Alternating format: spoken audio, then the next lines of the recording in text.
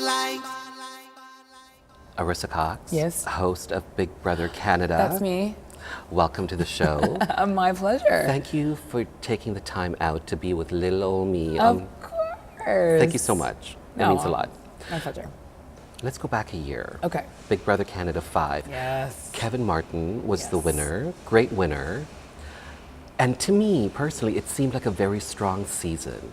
But at the end of the season, the powers that be decided we're going on hiatus. Yes. Cancellation, maybe. and the fans rallied and got Big Brother Canada going again. In your amazing. opinion, why do you think the powers that be made that call originally? Okay, well, I'm going to put it this way. We have this incredibly beautiful and diverse country, and everyone who works on the show works so very hard, and we've got to work doubly hard because we don't have the type of budgets that some of the other Big Brothers do around the world. It's in Yeah. 48 countries, so it's in a lot of places.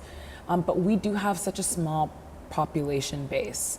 So, you know, the US has 10 times the people we do, so they can make their show, and if they have, you know, even if it's a small percentage that watch it, it's still millions of people. For us, it's a lot harder to do a show that's this involved and this expensive. So I think that's probably most of what it was. I mean, certainly wasn't excitement for the brand or excitement about the show. It's true, season 5 was an epic season. It was. Like, it was. Returning it gave players, us everything. Returning new players. Drama, showmances, blindsides, crazy game, all of it, right? One word, Ika. Oh my God. Yeah, she was mesmerizing Yeah. on that show. Yeah. Let's be real. It was such a strong season. So I don't think it had anything to do with quality, but what I love is how unlikely this story is, especially in Canada. Like, I've heard of stories of shows, you know, having fans rally around it and then say another network picking it up. Right. Or, you know, Arrested Development's canceled. That's okay. Netflix is going to do Arrested Right. Development movie. Like, Right. that kind of thing happens. In Canada, it almost never happens. Right. If you go on a hiatus, you might not ever be seen again. So I think this was incredible because I remember one night in the summer, it was like the hashtag Save BB Can party, and we were trending number 2 in Canada, number 5 in the UK, and number 5 in the US. Our show. It was unbelievable. And that's when I think that was really a special moment for all of us, because we don't just produce this show and like throw it out into the ether, Right. you know, and just hope somebody watches it. It was like confirmation that it was special to other people, as special as it was to us. And that was a really incredible moment. And I have to credit, you know, Chorus and Global for recognizing that and being like, if this is what our fans want, we're going to give it to them. Exactly. Yeah. I mean, when does that ever Exactly. happen? With so much gratitude. So I think that you are uniquely positioned to Ooh. host a reality show because back in the day you were on the Lofters. That's right.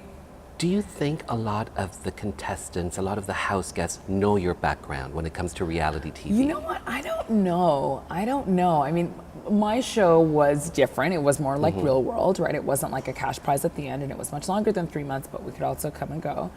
But it was also before Twitter and Facebook Yeah. and YouTube. So I feel like, I mean, I'm really lucky because when you're 22, you can make a lot of mistakes, and none of those exist anywhere online, Yeah. which is really nice. But I think once I start talking to them, especially in an extended interview type of setting, I think they get that I understand their experience probably more than most other interviewers Yeah. would. You know, Yeah. I have such an empathy for people who are brave enough to put themselves out there. Most people can't or Yeah. won't.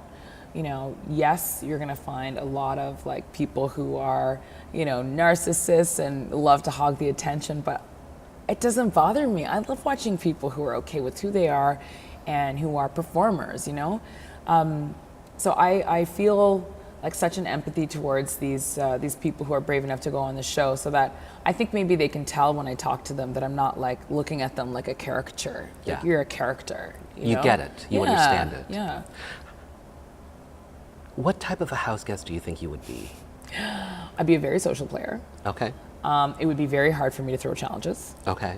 even though I know, you know, strategically sometimes it's a better idea.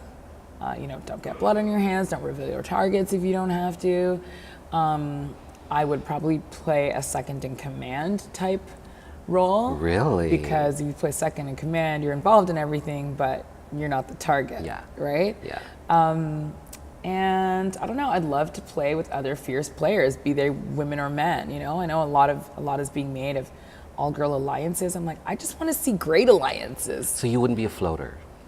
I don't think so. Okay. I think I would pick a side. I mean, but I think I would take time and still be a genuine person to have these conversations where you learn about each other, because people remember that. Yeah. And people are also savvy and they will see through you if they think you're bullshitting them.